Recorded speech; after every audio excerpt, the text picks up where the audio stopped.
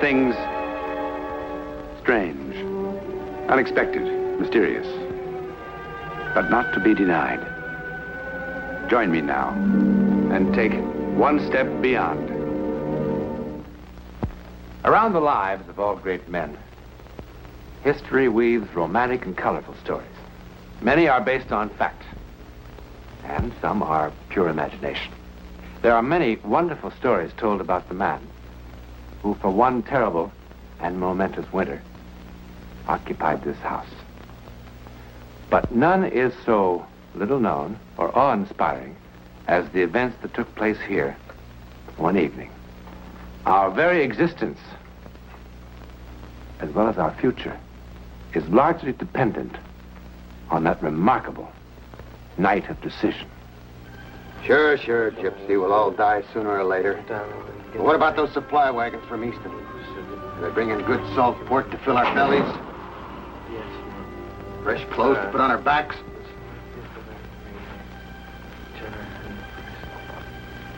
There will be no supply wagons. That's it. I see only hunger, suffering, and death. I see quite a bit of suffering for you too, Gypsy. We were told to stay out of camp. You and your rag-tailed friends with your tales of doom. Be careful, boys. Careful! They'll be coming at us through those trees. Take cover! Take cover! Oh, Molly. That's all right. I'll be back before spring plowing. What do they do to them? The whip. Valley Forge, December 1777. The winter of despair was just beginning.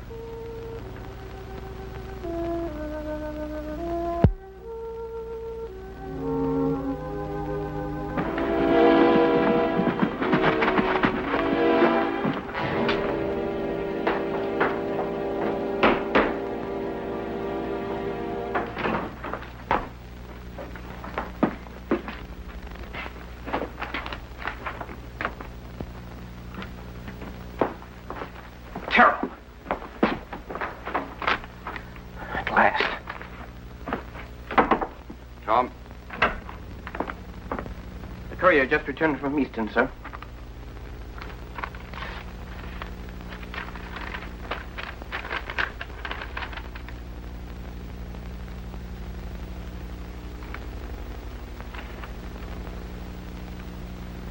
Was there something else, Lieutenant? Oh, no. No, sir.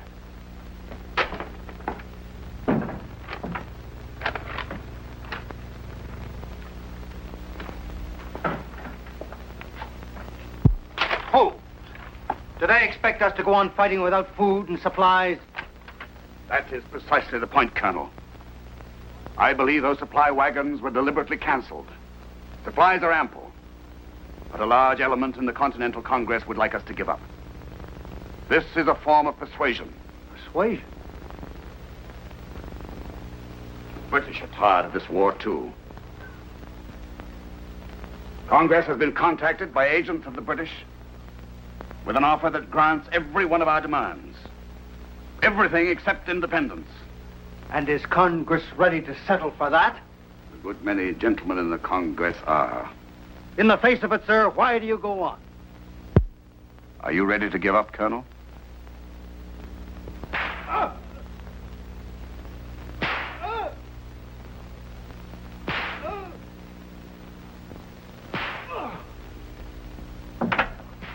Stanley? What is that about? Another one of those gypsies, sir. Fortune teller. This one told some of the men that the supply wagons will never arrive. By whose order is he being flogged? Major Warren, sir. The order is countermanded. Sir.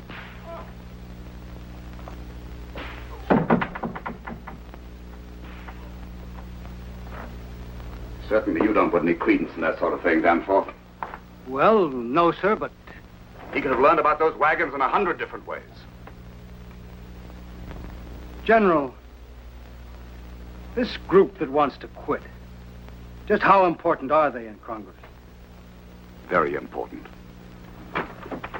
They're still considerably in the minority, but they're making themselves felt. They even asked me for support. You? Well, you refused, of course.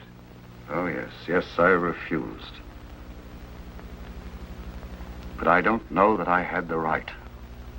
Sir? There are 12,000 men here in rags, Colonel, and starving.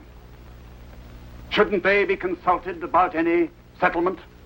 500 of them die every month of disease and privation. There is little glory or satisfaction in that kind of death.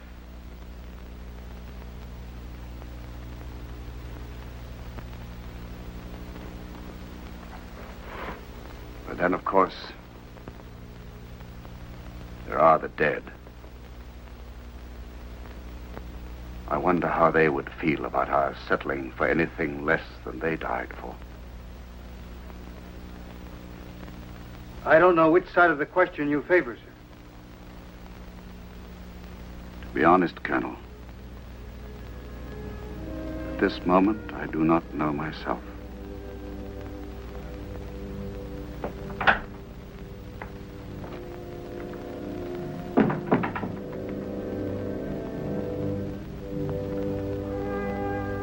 I do not know myself.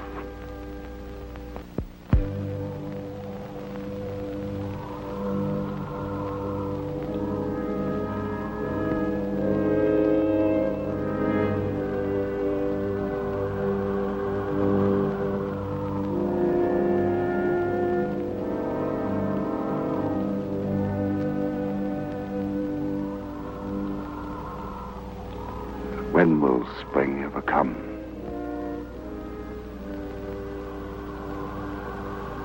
Oh, God, do I have the right to decide the fate of so many,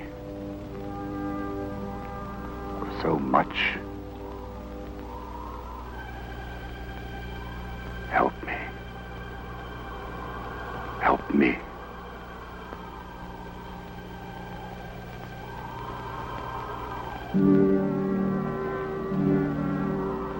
Your God has come to your aid before. He will again.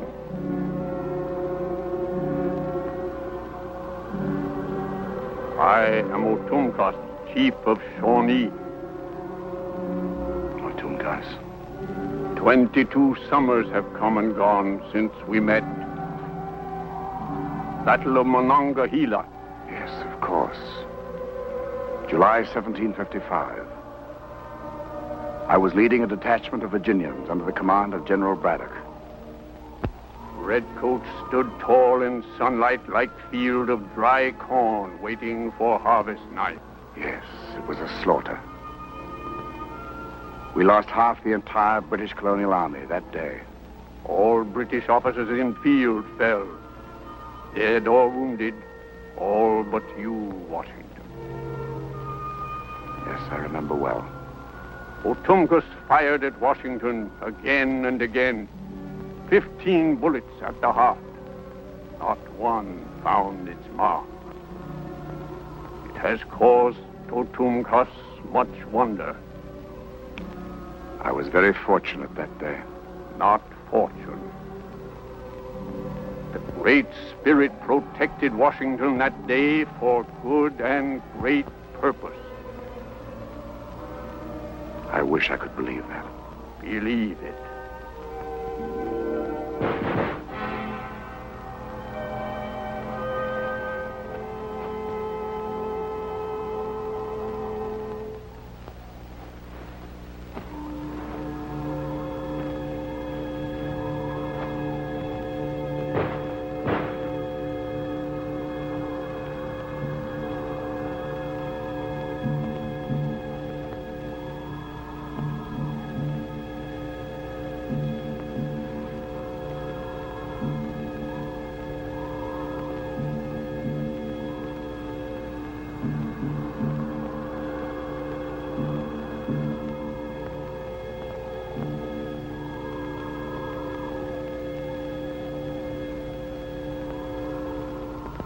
We're going back to our farms where we can be of some good to somebody.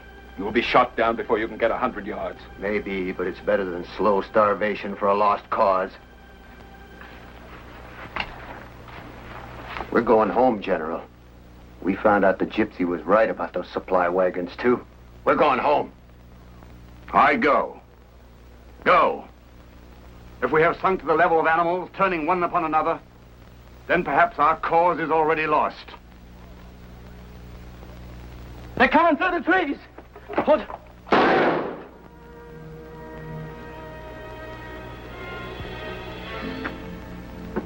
Pa, I meant to get to the chickens soon, only Jason hurt his knee up by the creek in the south pasture. I'll get to it sooner tomorrow.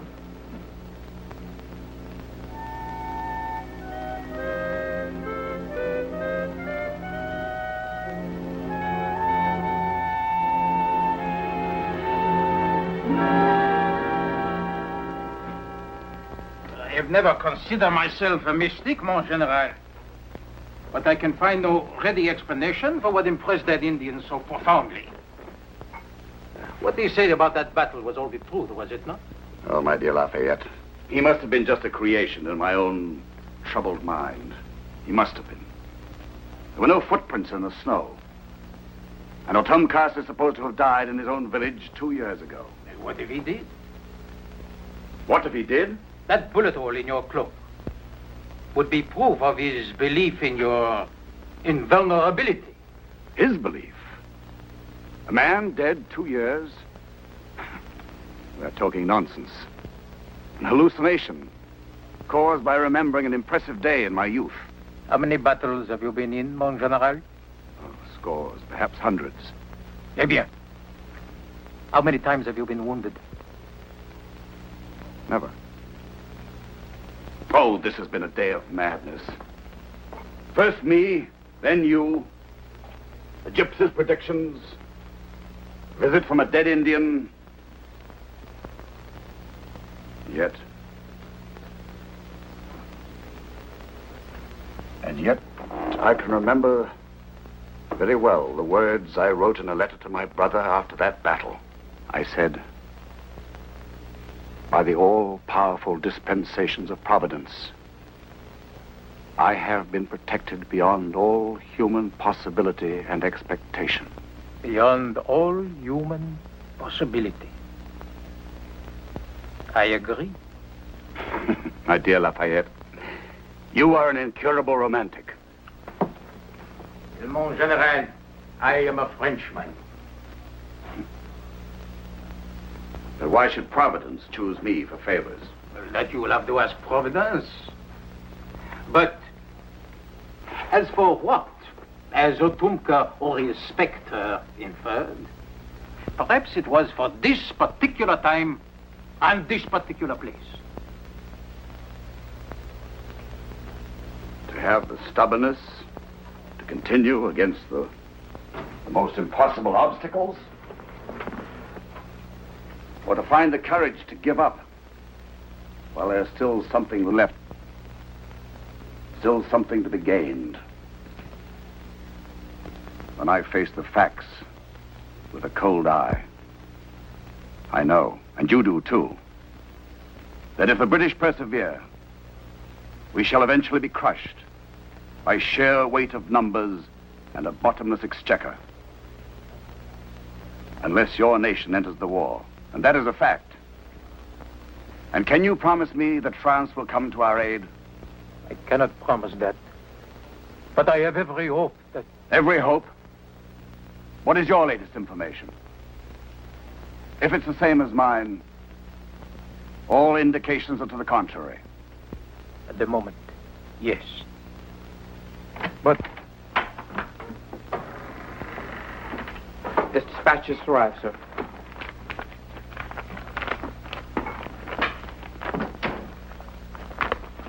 What is it, mon général? A short letter from Major Williams of General Gates's staff.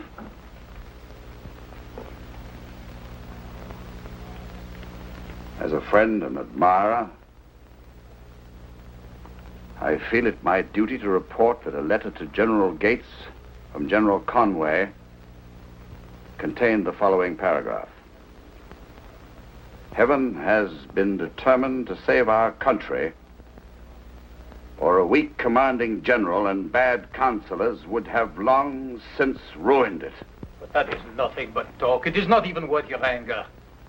And Conway, you know what an old woman he is. Everybody knows. He is bitter and envious of your position. He tries merely to make the difficulties. There's more. You will be interested to know that General Conway has just been selected Inspector General. Conway, Inspector General? Conway will now be spokesman to the Congress for the Army. Conway will plead our cause for supplies. Conway will advise Congress as to the wisdom of my strategies.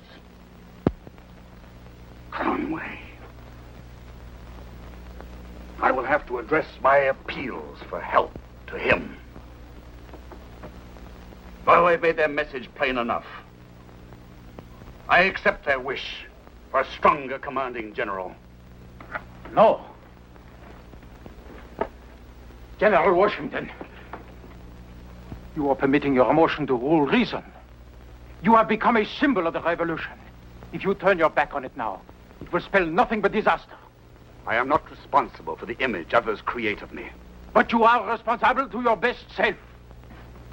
General Washington, my friend, please do not act in haste and anger.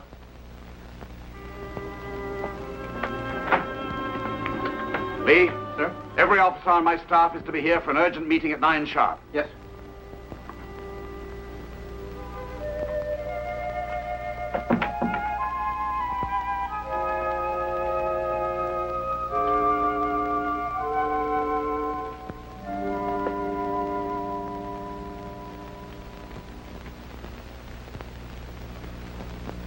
This is not merely pique. No. I think you are very tired. Tired of fighting the Congress, the intrigues, inequities.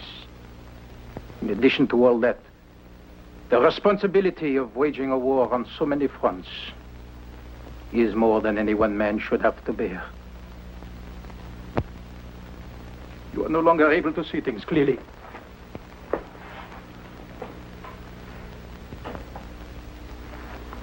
General Washington, I regret this more than I can say, but I realize that once you have made a decision, it is hopeless to try and dissuade you.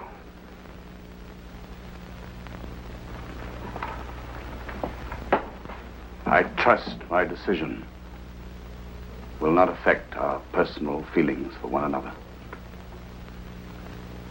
Nothing could do that. Montezan.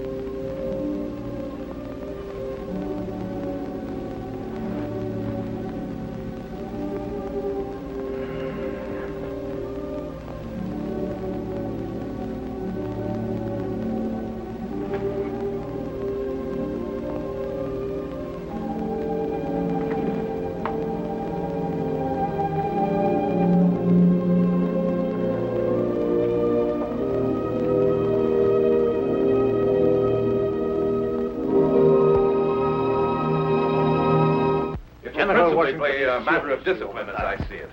Thousands of men wanted to desert weeks ago. Anyway, I can't say I blame the old fox for quitting. If I were the richest man in the colonies and had a beautiful farm where I could take Good evening, my... gentlemen.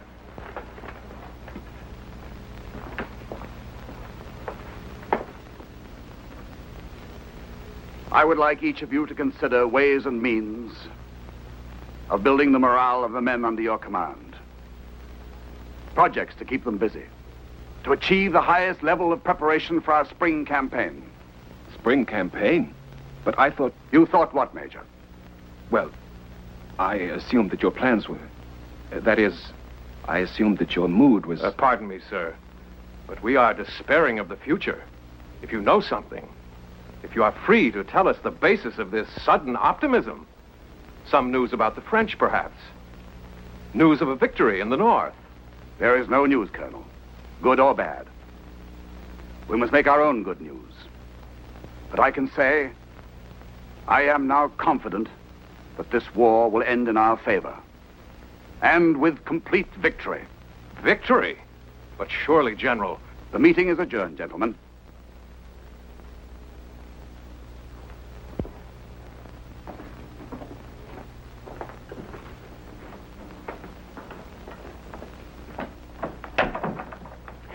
I tell you why, my friend, you know that I am as hard-headed and practical a man as you have ever known. But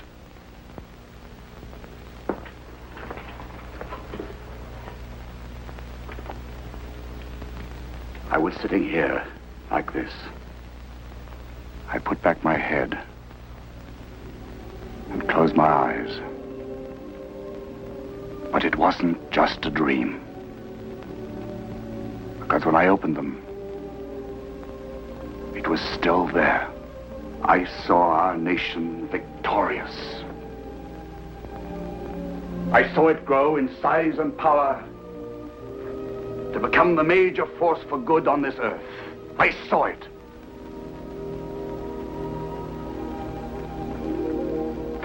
A dream. A vision. I know it will come to pass. In my heart, I know it. A dream? Vision? Whatever it was that George Washington experienced, it has today become all fact. You won't find anything about it in the ordinary history book, but it has appeared in print in a number of versions, a number of times during the past 150 years. All versions agree that Washington dreamed the revolution would be successful, and that the infant nation would grow until its boundaries stretched from Canada to Mexico, and from the Atlantic to the Pacific, and that there would be a bitter civil war between the northern and the southern states to be called the Union and the Confederacy, and that the Union would emerge victorious. He dreamed all this, supposedly, and more. But what is absolutely no dream are the facts of the Battle of the Monongahela. On this, all versions and all historians agree. There were 3 bullet holes through his hat. 2 horses were shot from under him, and there was a bullet hole through here, through here, through here, and another one right through there. Hundreds of French and Indian rifles firing at almost point-blank range throughout that long and dreadful afternoon. And nothing touched him. Nothing. Well, those are the facts. The incredible facts about the mystery of George Washington. Like Chief Otumkus, will always cause us much wonder.